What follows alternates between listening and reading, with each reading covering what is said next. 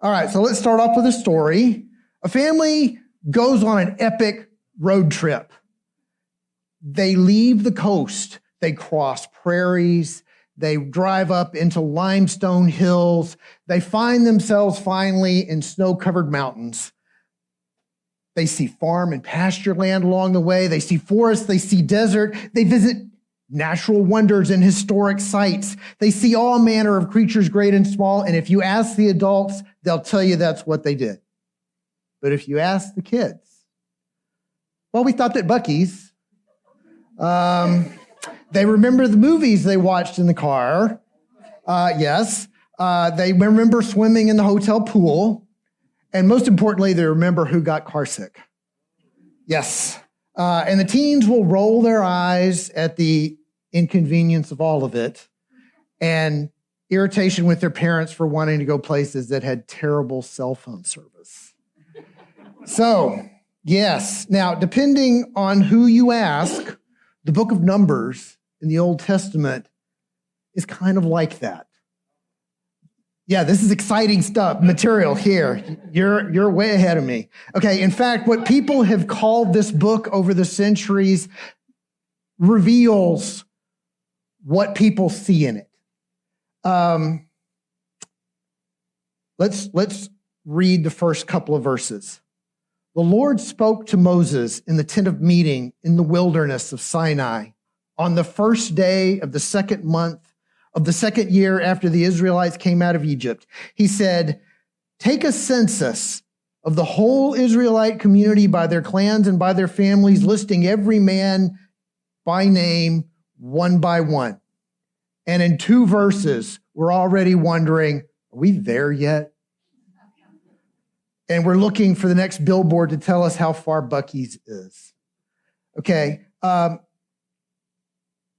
About 300 years before Jesus was born, a group of Jewish leaders got together and they said to each other, looking at the people that they serve in the entire Mediterranean basin, they realized, more of our people are going to be fluent in Greek than they are in Hebrew and Aramaic before much longer. So 70 scholars got together to translate the entirety of the Old Testament scriptures into Greek. When they were finished, they called the book the Septuagint. In fact, the Septuagint is frequently quoted directly when Jesus and when the apostles later in their writings quote the Old Testament. You can tell that it's taken from the Septuagint. Now, they renamed the 4th book of Moses. They gave it the name Arithme. Arithmetic. Okay, it's the book of Numbers now. Because, see? This comes from the command in verse 2 to undertake about taking a census of the entire nation. And that's what most of us remember. Numbers isn't the most exciting of the books of Moses. It's got numbers and lists of names, and a lot of it would conveniently fit in a ledger or a spreadsheet if they'd had such a thing. Yep. And it's as arid and dry as the wastelands through which they wandered. Now, there is that incident with the snakes, which is kind of cool and kind of exciting, but we're not here to talk about that. Okay, but like our family road trip, there's other perspectives. The original name in Hebrew of the 4th book of Moses is Bamidbar, in the wilderness, in the desert. Okay, now returning to that verse, the Lord spoke to Moses in the tent of meeting in the wilderness of Sinai. Now you see, I've got spoke and wilderness underlined. There's a bit of wordplay going on here. The Bible is actually full of all kinds of wordplay. Let me give you, before we dig into this, there's a really, really famous example of this in John chapter 3, where Jesus is talking to Nicodemus. And he's just said some things to Nicodemus about being born again and being born of the Spirit. and Nicodemus is very confused about what Jesus is saying. Not so much that he's confused, but he just really can't believe what Jesus is telling him. And then Jesus gives him an example. He compares the Spirit to what? The wind, okay? Thank you. He compares it to the wind. Now, what's really cool in Greek is spirit and wind are exactly the same word. Pneuma. Okay, but were Jesus and Nicodemus talking in Greek? No, that's what just John's written it. More than likely, they're speaking in Aramaic or Hebrew. Here's the super cool part, and there's extra points for this. In Hebrew, the same word for spirit and wind, ruach. Okay, so it's really extra points to make a pun in two languages on the same word simultaneously. Okay, but it's Jesus, okay, so he can do that. Now, getting back to the book of Numbers, Hebrew words all have roots, okay? And different branches of vocabulary and language are created from those roots. Hebrew is a very compact language. They reuse words all the time. There's some really unique things about it. It's not real long on abstraction. Like, for example, you'll see this phrase, the Lord's right hand or right arm, right? Okay, that's because they don't have an abstract word for strength. So it's the Lord's strong hand. Okay, that was free. Okay, so now of all the words that derive from a single root are related. Okay, the word midbar comes from the root that's made up of three Hebrew consonants: dalet, bet, and resh. Now you read Hebrew, sorry, I'm walking out of the frame, right to left, dalet, bet, resh. It's the first three letters, they're the last three letters reading in Hebrew. Okay, so what they're equivalent to the same English consonants, DBR. Okay, they make that sound. And this word is so primitive a root, it doesn't even have vowels. It's a little Hebrew joke. None of them have vowels. Okay, it's very little. Okay, now this root word in ancient Hebrew and Semitic languages means to lead. Okay, a shepherd leads his sheep. He makes them lie down in green pastures. He saves them from the lion and the bear. If one of 100 sheep is lost, he leaves the 99 to go find the one. That's what it means to be a leader. Now, in more common Hebrew usage, as you'll look in the Old Testament, the words derived from this primitive root are the verb deber, which means to speak or speak, and the noun davar, the spoken word. One who speaks is the leader, and he leads through the spoken word. The shepherd also leads with his voice. My sheep hear my voice, Jesus said, and I know them, and they follow me. Something else about sheep. To this day, sheep farmers, during lambing season, they'll separate the ewes from the lambs to feed the ewes because it's all very chaotic and the lambs will get hurt. When the ewes have been fed, they'll open the gate and the ewes strike up a chorus of bleating, and every lamb can find its mother by the unique sound of her voice. Okay? God did not endow sheep with a great deal of intelligence, but they have this ability. They can find their moms, and they know how to listen to their shepherd. If only we were that smart. Okay. All right. Now, over time, the word davar, the spoken word, came to have a more profound meaning in Hebrew, and it means the important thing. Okay? The translators of the Septuagint renamed the fifth book of Moses. I'm going to pause here, see if I can pronounce it. Deuteronomion, which literally means second law, or more accurately, the law repeated. That's what Deuteronomy means. Okay? The original Hebrew name for the book is Devarim, which means the important things. What's in the book of Deuteronomy? The important things. It's the entirety of the law, summarized in one book. Okay, now we're going to spend the rest of our time together circling the idea of how wilderness is the place of speaking important things. Okay, now fundamental Judaism is the belief that God cannot be seen. Now, for every other ancient faith, the gods were present everywhere and in natural phenomena, right? So you have gods in the sun, the moon, and the stars, the sky itself, seasons, storms, lightning, thunder, volcanoes, earthquakes, trees, lakes, rivers, the sea, and animals of all shapes and kinds. Pantheons of things that you can see.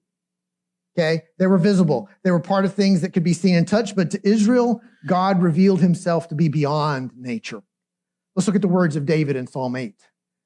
When I consider your heavens, the work of your fingers, the sun and moon and stars which you set in place, to the Jews, the vast universe was no more than the work of God's fingers.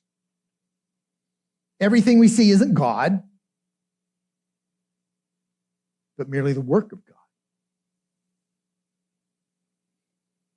So we have repeated prohibitions in the law of Moses against making an image, because in Judaism, the idea that God is visible is idolatry. God is beyond the totality of things seen. Creation only testifies to his existence and glory, as Paul writes to the Romans. Okay? For us to know God, to even know God's names, requires that we hear and listen, because he reveals himself and his will in the spoken word. Wilderness can be many things. It can look like that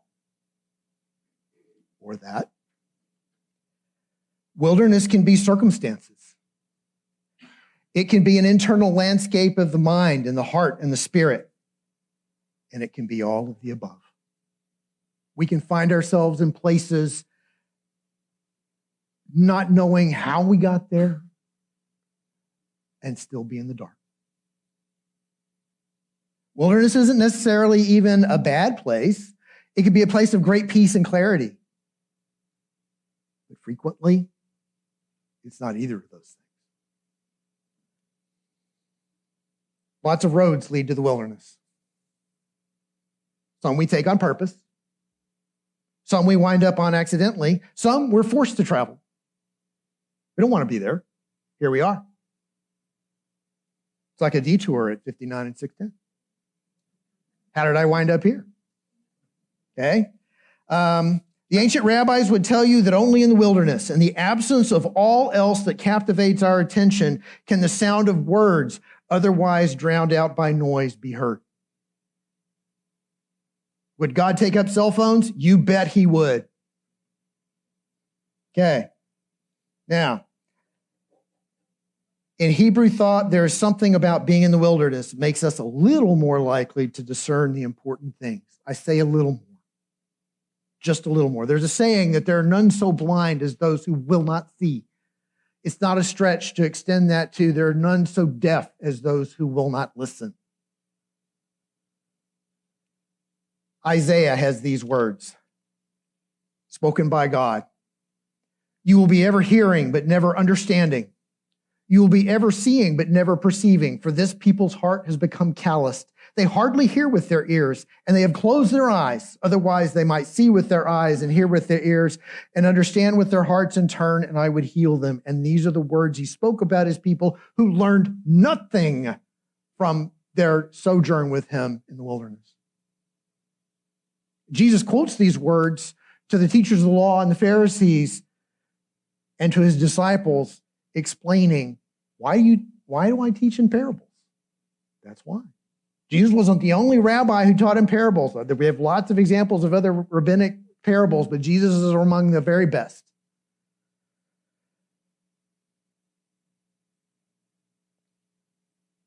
So let's look at a couple more passages about wilderness. Isaiah chapter 40, a voice of one calling in the wilderness, prepare the way of the Lord, make straight in the desert a highway for our God. Why in the wilderness? When I was growing up, I always thought, Why doesn't God just talk where people are, right? Instead of out there in the middle of nowhere. And as I grew and I learned, wilderness will find you. And God's there waiting for you. Beginning of Deuteronomy itself. These are the words Moses spoke to all Israel in the wilderness, east of the Jordan. There aren't necessarily signs in the wilderness to even help you know where you are, where you're going. This is what the Lord says in Jeremiah. Stand at the crossroads and look. Ask for the ancient paths. Ask where the good way is and walk in it, and you will find rest for your souls. Maybe it's just me, but when I find myself in crossroads, I'm usually in the middle of nowhere. And the signs I see on the side of the road don't tell me where I'm going. This is about 90 miles northeast of Amarillo, by the way. And you can find it on Google Maps. It says that's where Tom Hanks stood at the very end of Castaway. Kid you not. It's right there. You can find it. And people go there and take their pictures. So stand in the panhandle with roads that go straight all the way to the horizon. Okay. What page was I on? Okay. Yogi Berra famously said, when you come to a fork in the road, take it. Right? He's being funny.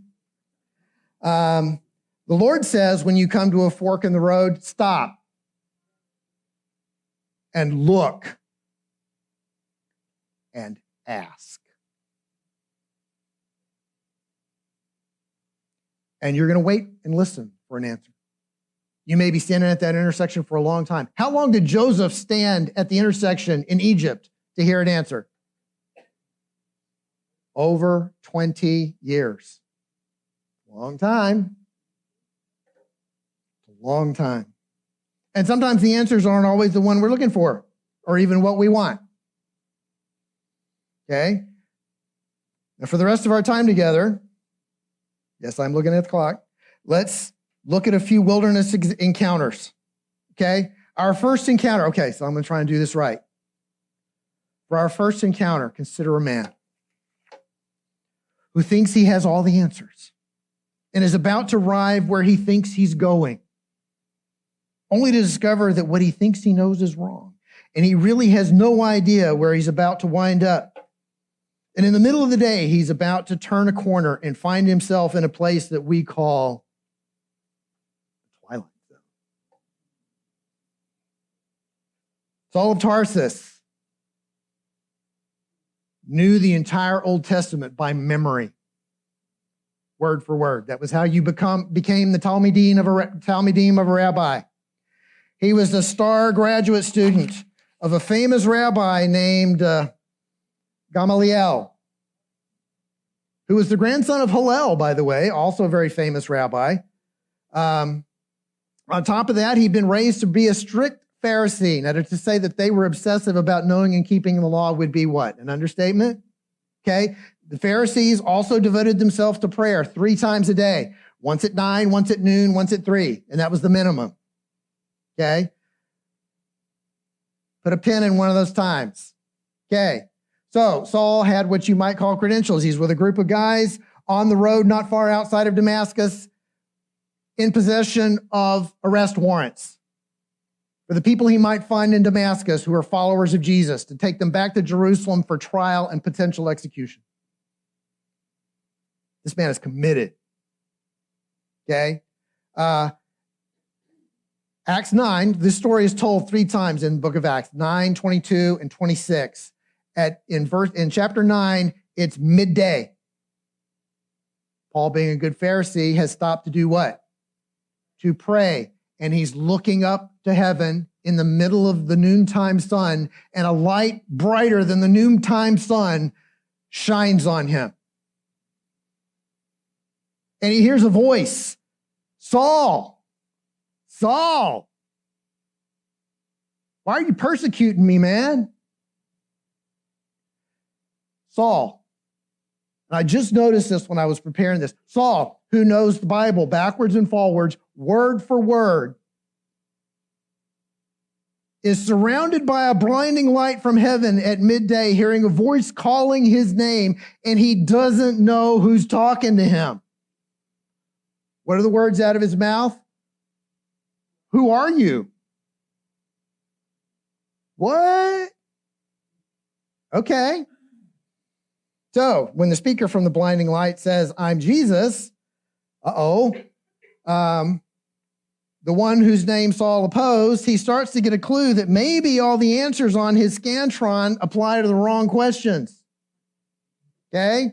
So when it's all over, he's blind. They have to lead him to Damascus, and he prays for he doesn't eat or drink for 3 days. Prays constantly. Lost his sight. He's told that a guy named Ananias is going to come, lay his hands on him, and restore his sight. Now, Saul, being a good biblical scholar, knows there's something significant about getting your sight back, because by prophecy, only the Messiah restores sight. So he wasn't just blinded to get his attention. He was blinded to make a point. Who's talking to you? Okay? So he meets Jesus in his wilderness. Next guy. 1,300 years earlier, a guy named Moses thinks he's got a few answers himself to the enslavement of his brethren under the Egyptians. So he kills the guy. Well, that turned out to be the wrong answer. And he becomes a fugitive and has to flee into the wilderness of Midian, where, bear in mind, Moses was raised as a privileged Egyptian, as a prince of Egypt. Whether he looked like Charlton Heston or not, I don't know, but he was raised as a prince of Egypt. Now, we know something from the story of Joseph, that the Egyptians find shepherds detestable. What line of work does Moses wind up in? For 40 years. So Moses is not only in the wilderness, a physical wilderness of Midian, he's kind of wandering his own internal wilderness, because from his perspective, he'd started at the top and worked his way all the way to the bottom. And not only that, the job, it's not a lot of benefits, right? You're out in the heat. It's the desert. There's no 401k. There's no pension. There's no insurance. The hours are terrible. Okay. And if all that wasn't enough, if we're to believe the 1956 documentary, The 10 Commandments, he winds up married to Lily Munster. Some of you are old enough to know what that's about. Okay, now, Moses has his own seeing the light moment with a burning bush, right? Now, at this point, after 40 years, what answers and aspirations he might have had for the plight of his people back in Egypt have been left far behind. He doesn't have any answers. He's not even sure he cares what the answers are anymore. He's following sheep and goats around. It took a miraculous sight to get him to look up. It took the voice of God to cast a vision for a greater purpose in his life and for his people back in Egypt. Now, God explains all this to him, and Moses thinks, man, that is a great idea. Send somebody else. Because at that point, he's thinking, you know what? Maybe herding sheep and goats isn't too bad, because dealing with people is way harder. And he was not wrong about that. Okay. Now, the Lord knew he was calling the right guy, because the Lord knew that he was going to do all the heavy lifting anyway. Right?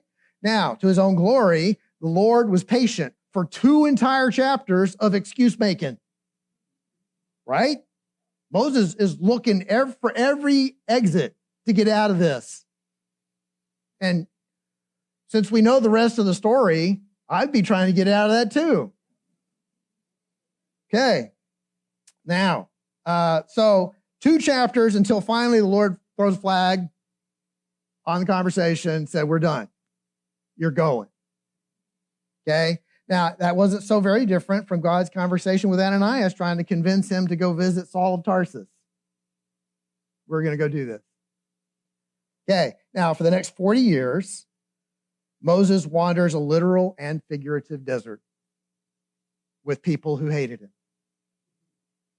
You thought road trip with cranky teenagers was a downside. Okay. Now, sometimes the Lord speaks in big technicolor ways, like at Sinai. How does God speak to Moses and the children of Israel? He's covered Sinai with clouds and thunder and fire, and his voice shakes the ground and nobody wants to hear it. Okay? God speaks that way. Okay? Well, he kind of spoke that way to another guy named Job, who nobody would deny wanders his own wilderness, right? That everything taken away from him, everything that was of value, his entire family. And then he's got friends who come and visit him, and the best thing they do for him is say nothing for 7 days. And then they start mansplaining God to him, explaining to him why he's really responsible for God cursing him. And Job isn't having any of it, and he gets crankier and crankier, and these speeches go on and on and on until a young guy named Elihu shows up out of nowhere and speaks for 6 chapters. Yeah. Elihu is the last person that talks before God shows up. In fact, the last couple of chapters of Elihu's speech, he keeps talking about this storm that's coming. You see this image. And then God shows up, and he says he's talking to him out of a whirlwind. Do you think this was a panhandle dust devil? God shows up to terrify. What are you talking about? Okay? Now, so one of the worst things about being in wilderness is being convinced that God isn't paying attention or doesn't care or both. And that's where Job was. Okay? Now, let's remember those experiences, because another guy in 1 Kings chapter 19, guy by the name of Elijah, has just won this huge contest and proven to everybody that God is greater than Baal. And then he gets an email from Queen Jezebel who says, you are a dead man. And yeah, you are walking dead. And knowing her reputation, he takes her seriously. So he decides he's really not into this whole prophet thing anymore and doesn't know what to do with himself. And so he decides to hike 40 days into one of the most formidable wilderness deserts in the entire world. It takes angelic intervention for him to make it all the way back to Mount Horeb, where God appeared to Moses and God appeared to the children of Israel. And so he hides in a cave. And he would like God to show up. So there's this massive windstorm that is so powerful, it's shattering boulders on the face of the mountain. Where's God? Nothing. Okay. Then there's an earthquake. Okay, now we're getting serious. Imagine being in a cave in an earthquake. Okay, not a great place. Okay, where's God? Not here. Okay, then there's fire. Scorches the entire surface of the mountain. Where's God? Not here. He goes there expecting for God to be the way he appeared to Moses, to the children of Israel, to Job. He gets nothing. When it's all quiet, here's a tiny whisper. God throws different pitches. You never know what you're going to get. We did have a Tom Hanks picture. You never know what you're going to get. You don't know what pitch you're going to get. You don't know what's in the chocolate. You don't know how God's going to show up. Sometimes you have to listen, which is the whole point. Jesus, according to the Gospel of Luke, would often slip away to lonely places and pray. The Greek word eremos is what's translated as lonely places. Guess what other word that can be translated as? Wilderness. Now, solitary places. There are relational things that only transpire in undistracted one-on-one time when the noise and distractions are shut out. Now, if the Son of God needed quiet one-on-one time with his Father, if the Son of God himself needed to be still and know that the Lord is God, doesn't it stand to reason that he might have mentioned it as something important that we should deliberately seek out and regularly set aside time for? Would make sense he'd say that. Remember the Sabbath and keep it holy. The root word of Sabbath is Shabbat, which literally means to stop and rest. What it doesn't mean is to completely miss the point by focusing on what not to do. You think of all the things you can't do on Sabbath. Well, I can't turn on a light. I can't open the refrigerator. I can't turn on the stove. I can't do all these things. All this stuff that our Jewish neighbors have to think about. Can't drive the car because you're starting a fire. Sabbath means to stop and rest, not to shut out all distractions for a reason. Let go for a moment, to let the waters grow still and clear, to make room for one another, and most importantly, to make room for God, so that words might be gotten in better than edgewise, and to be comforted and reminded that we possess a greater purpose than simple existence. Wilderness is the world's filter. Whether an actual landscape or one of the mind and the heart and the spirit, whether we find ourselves thrust into it by circumstances not of our choosing or a quiet place of refuge that we seek out, we need wilderness so God can speak. The Lord is there and will be with us through whatever the wilderness is every step of the way.